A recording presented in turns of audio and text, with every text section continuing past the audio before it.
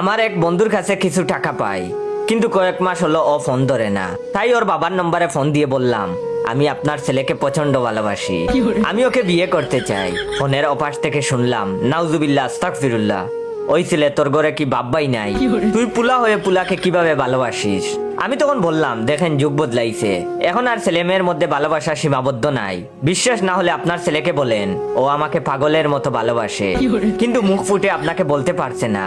ফোনের ওপাশ থেকে আবার বলতে শুনলাম, নাউজুবিল্লাহ আস্তাগফিরুল্লাহ। আর তিনি বললেন, ওই পুলা তুই কি পাবনা থেকে বলতেছস? আমি তখন বললাম, পাবনার পাগলরা কি আমার মতো জিপি থেকে রবিতে কল দিয়ে ফোনের টাকা নষ্ট করে? শুনে রাখেন, আপনি যদি আমাদের এই ভালোবাসা মেনে না নেন, তাহলে আমরা বাড়ি থেকে পালিয়ে বিয়ে করব, পরে কিন্তু আমার দোষ দিতে পারবেন না। এটা শুনে তিনি বললেন, কি বিয়া করবি? এটা আবার কেমনে সম্ভব? তখন আমি বললাম, হ্যাঁ, শুধু বিয়ে না, আমাদের ছেলে মেয়ের নামও আমরা ঠিক করে রাখছি। ছেলে হলে নাম রাখবো আক্কাস, আর মেয়ে হলে জাক্কাস। তখন তিনি বললেন, তোর কি লজ্জা বলতে কিচ্ছু নাই? ছেলে হয়ে আবার ছেলেকে ভালোবাসে কিভাবে?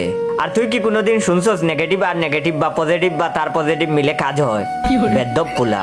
তখন আমি বললাম, কেন আপনি বীজগণিত করেন নাই? মাইনাসে মাইনাসে প্লাস হয়, আপনি কি এটা জানেন না? তখন তিনি বললেন, বেদ্যপ পুলা, তোর আব্বার নাম্বার দে, তোর আব্বার কাছে যদি বিচার না দিছি। ওয়েট, ভিডিওটা শেষ করার আগে আমার রিয়েল পেজ ইওর জয়কে ফলো দিয়ে রাখবেন। আপনাদের সবাইকে বলবো, দেখে শুনে আপনারা ভাইয়ের রিয়েল পেজ ইওর জয়কে ফলো দিয়ে রাখবেন। এন্ড রিয়েল পেজ থেকে ভিডিওটা দেখলে সবাই বেশি বেশি করে শেয়ার করবেন এবং আপনাদের বন্ধুদেরকে বলবেন জয় ভাইয়ের এইটা রিয়েল পেজ। তখন তিনি বললেন, বেয়াদব পুলা, তোর আব্বার নাম্বার দে, তোর আব্বার কাছে যদি বিচার না দিছি। আমি তখন বললাম, আমার আব্বা আমাদের বিষয় সব জানে, বিচার দিলেও সমস্যা নাই, তিনি আমাদের মেনে নিবে। তখন তিনি বললেন, কোস কি, তোর আব্বাও জানে? তাহলে তোর দাদার কাছে বিচার দিমু, কমু তার নাতির সিস্টেমের সমস্যা আছে। আমি তখন বললাম, আমার সিস্টেম সব ঠিক আছে, বিশ্বাস না হলে আপনার ছেলেকে জিজ্ঞাসা করেন, সে তো আমার সিস্টেম দেখেই ভালোবেসেছে। এবার ফোনের অপাশ থেকে দপাস করে কিছু পড়ে যাওয়ার শব্দ শুনে ফোন রেখে দিলাম আর বন্ধুর ফোনের অপেক্ষা করতে লাগলাম।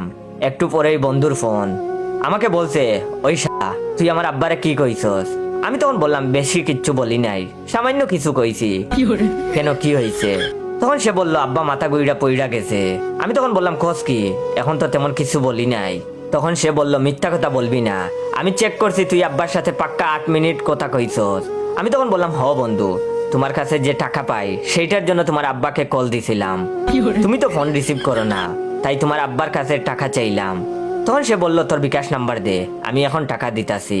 গল্পটা শেষ করার আগে সবাইকে আবারও বলতেছি, সবাই দেখে শুনে ভাইয়ের রিয়েল পেজ ইওর জয়কে ফলো দিয়ে রাখবেন। রিয়েল পেজ থেকে ভিডিওটা দেখতে পেলে সবাই বেশি বেশি করে শেয়ার করবেন। আপনারা দেখবেন ভাইয়ের রিয়েল পেজের চেয়ে ফেকগুলাতে লাইক কমেন্ট শেয়ার বেশি আসে, তো রিয়েল পেজ থেকে ভিডিও দিলে সবাই বেশি বেশি করে শেয়ার করেন। আমি তখন বললাম, টাকা নেওয়ার সময় মনে আসছিল না, এই নাম্বার থেকে বিকাশ করে দিছিলাম, আর শুন 500 টাকা বেশি করে দিস, প্রেমিকার সাথে ডেটিং আছে। তখন সে বলল, পারমু না, আমার কাছে টাকা নাই। আমি তখন বললাম, সমস্যা নাই, আমার কাছে তোর আব্বার নাম্বার আছে, আমি একটু পরেই তোর আব্বারে আবার ফোন দিমু, এখন তো জীবিত আছে, একটু পর তাও পাবি না। তখন সে বলল, দাঁড়া দিতাছি, কিন্তু খবরদার জীবনে আর আব্বার নাম্বারে কল দিবি না, 10টা নয় 5টা নয়, একটাই বাপ আমার। আমি একটু পরে দেখি ফোনে একটা মেসেজ এলো, বিকাশ থেকে ক্যাশ ইন।